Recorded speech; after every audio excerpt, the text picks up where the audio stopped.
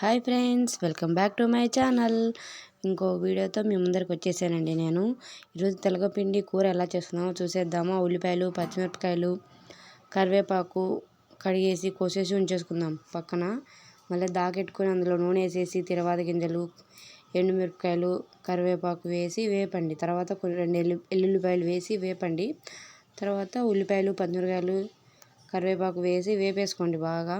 కొంచెం వేగిన తర్వాత కందిపప్పు కొంచెం ఉడకబెట్టుకోండి. అది పూర్తిగా ఉడకకూడదు, కొంచెం తక్కువ ఉండాలా ఉడకడము.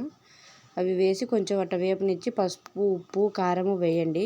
తెలగపిండి అంటే ఏంటి అని అనుకోవచ్చు మీరు. తెలగపిండి అంటే ఏంటంటే దీని నువ్వులు ఉంటాయి కదా, నువ్వులతో నూనె తీస్తారు కదా, తీసిన తర్వాత వచ్చే పిండే తెలగపిండి అంటారండి. ఇది బాలింతలకు పెడతారంట.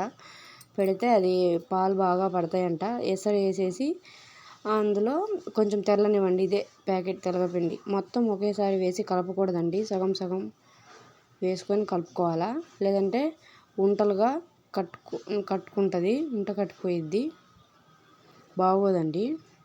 ఇందులో పచ్చి రొయ్యలు కానీ ఎండు రొయ్యలు కానీ వేసుకొని కూడా చేసుకోవచ్చు అంట. మేమైతే కందిపప్పు వేసి చేసాము ఇవాళకి.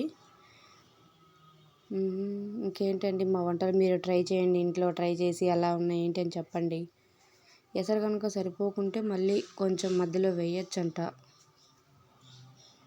Bye friends, subscribe my channel.